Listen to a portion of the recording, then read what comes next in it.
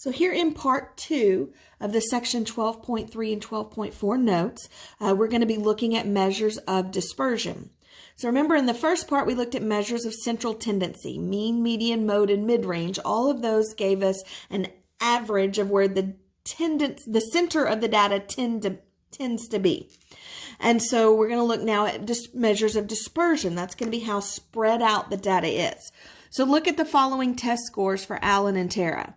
Alan's got a 55, an 80, a 97, an 80, a 68, and a 100. Tara's got an 80, a 76, a 77, an 83, an 84, and an 80. So with Alan's data, when we find his mean, it turns out it's 80. His median is also 80, and his mode is 80. Same thing for Tara. When we find her data, her mean is 80, her median is 80, and her mode is also 80. So if we were to just summarize this data based on the central tendency, it wouldn't give us a whole lot of difference. Their central tendencies are all the same, but clearly the data is not the same. The data is very different. And so we also need to measure the dispersion of the data. That shows us that this data is clearly not the same because we can easily see that Alan's scores are more spread out than Tara's. And so that's why we need a measure of dispersion also. The measures of dispersion tell us how spread out the data is. So we have two measures of dispersion we're going to look at. The first is range, and the second is standard deviation.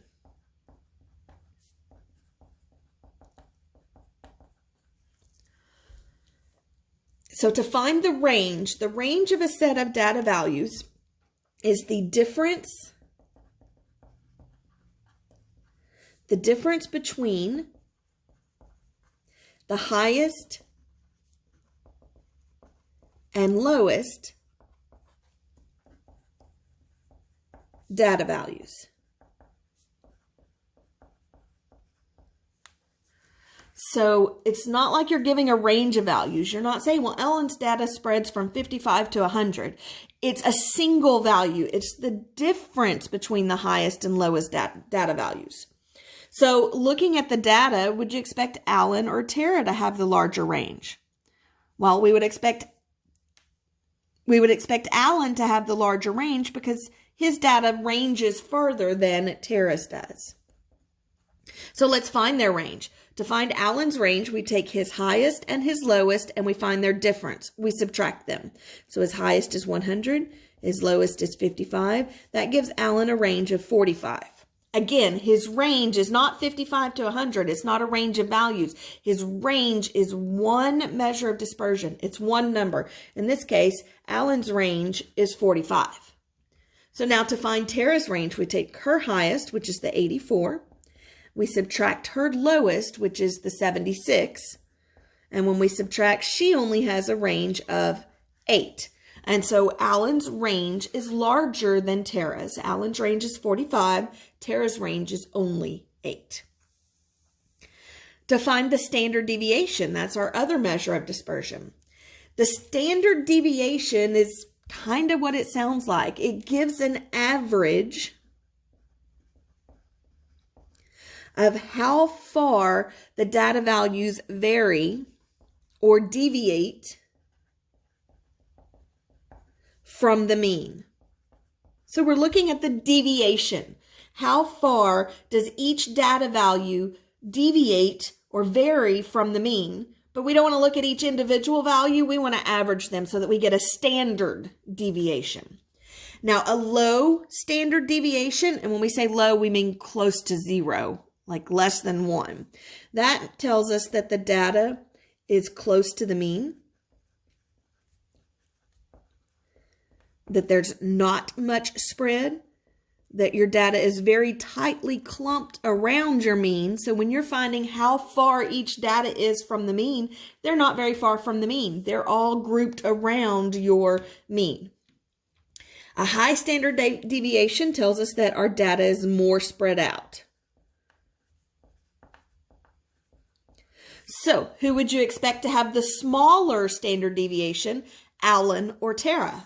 Well, looking back at their data, Allen's is more spread out. This 55 and the 100, they're going to be a lot further away from the 80, the mean, than Tara's data. Hers only range from 76 to 84, so they're going to be clumped a lot more tightly, closely around her mean of 80. So we would expect Tara to have the smaller standard deviation. So let's look at how we actually find standard deviation. On the top of the next page, we find it basically exactly the way our definition says to. We have to have an average of how far the data values vary from the mean. Well, that first tells us we have to know the mean. So step one is to find the mean.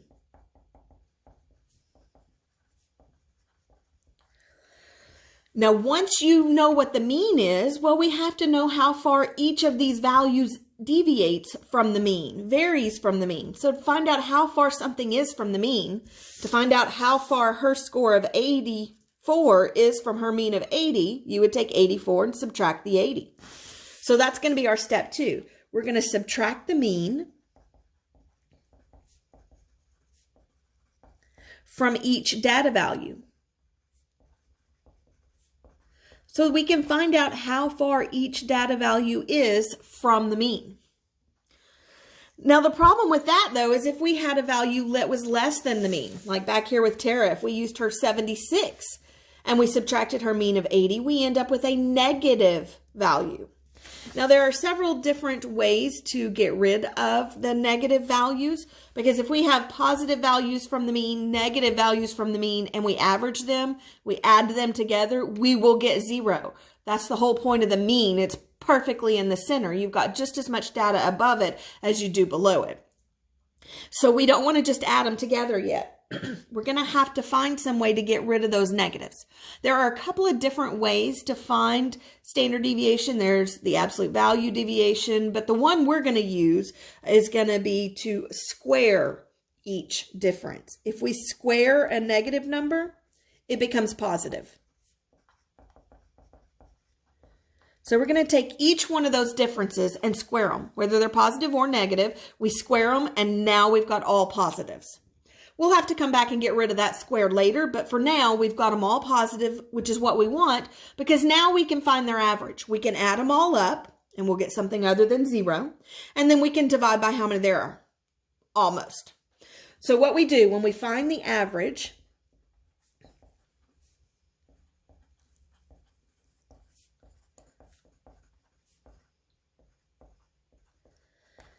find the average of those squares, we do like we normally do. We add them all up. But instead of dividing by n, we're actually going to divide by n minus 1. Instead of dividing by how many there are, we're going to divide by 1 less than that. Just because a long time ago when people were studying the standard deviation, it's mostly to do with when they were studying the difference between a population versus a sample, that you get a more accurate standard deviation when you find the average dividing by 1 less than how many there are than dividing by how many there actually are. So that's just the way we're going to do it here. And then step 5, remember we squared them earlier? So I said we have to get rid of the square later. Well, to get rid of the square, we take a square root.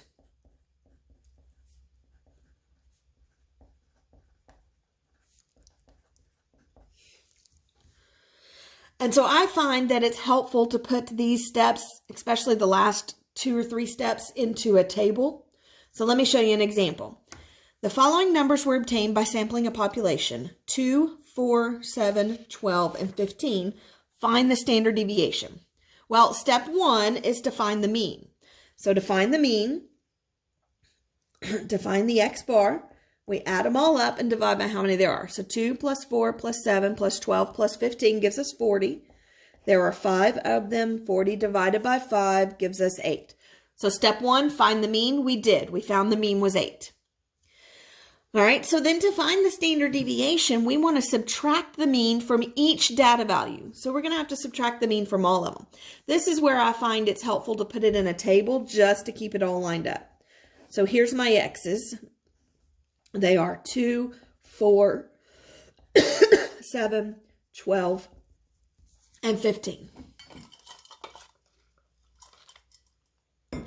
So once we've got our data, remember our second step was to take each value and subtract the mean. So we're going to take each one of those x's and we're going to subtract the 8. And so we're going to do 2 minus 8. That's going to give us negative 6. We're going to do 4 minus 8. That gives us negative 4. 7 minus 8 gives us negative 1. 12 minus 8 gives us positive 4. And 15 minus 8 gives us positive 7. And now again, notice that if we just add these up, we get 0.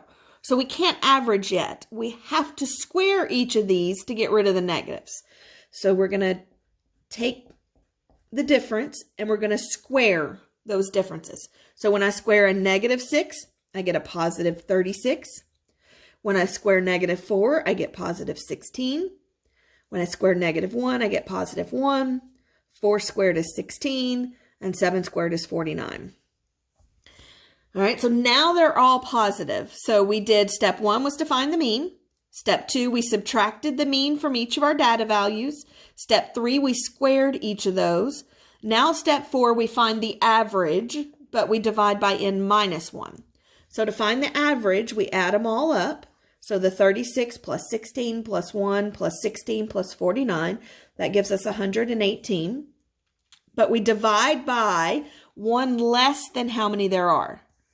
There were 5 data values, so we're going to divide by 4. So 118 divided by 4 gives us 29.5. And then the last step is to take the square root. We squared everything. We have to undo that so we get back to our original units. And so we take the square root of the 29.5, and that gives us approximately 5.43. All right, one more example here. A student has quiz scores of 17, 5, 28, 17, and 14. Find the range and the standard deviation for these quiz scores. I want you guys to try this one, so pause your video and try this one, and then we'll come back and do it together. Okay, so we have to find the range and the standard deviation. Well, remember, to find the range, we take the highest data value and the lowest data value, and we find the difference. We subtract them. So our highest is 20, our lowest is 5. We subtract, and we get that our range is 15. To find the standard deviation, well, that's when we have to use that 5-step process. Well, step 1 is to find the mean. So to find the mean, we add them all up. 17 plus 5 plus 20 plus 8 plus 17 plus 14. That gives us 81. There are 6 data values, so we divide by 6. Remember, we find the mean normally, and we get 13.5. And so now we want to put all of our data values in a table. So my x's are 17, 5, 20, 8, 17, and 14. And we want to take each one of those and we want to subtract the mean. We want to subtract 15 from each of our data values.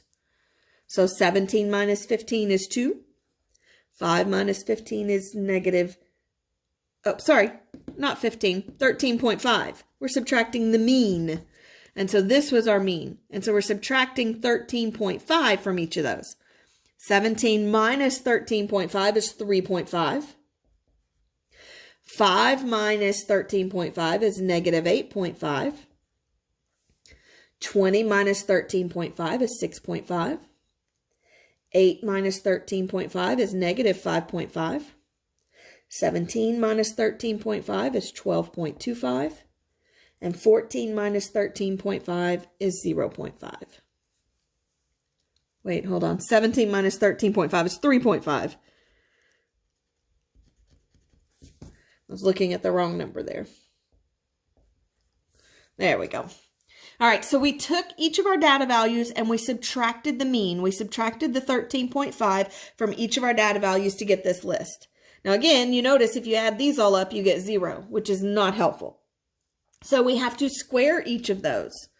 We're going to take those differences and we're going to square them. 3.5 squared is 12.25. A negative 8.5 squared is a positive 72.25. 6.5 squared is 42.25. Negative 5.5 squared is 30.25. 3.5 squared is 12.25. And 0.5 squared is 0.25. All right, now we're finding the average. Step 4 is find the average of the squares. And notice it says average and not mean, because even though it is a type of average, it is not the actual mean, because we're not dividing by how many there are. We're dividing by one less than how many there are.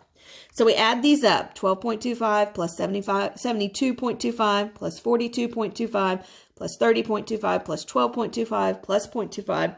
That gives us 169.5. And then we're dividing that by one less than how many there are. There are 6 of them.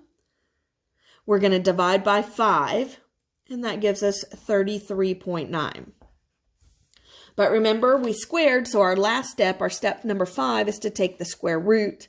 And when we take the square root of 33.9, we get approximately 5.82. So with this set of quiz scores, our range was 15. Our standard deviation is 5.82. So this 5.82 is an average of how far each of those data values are from the mean.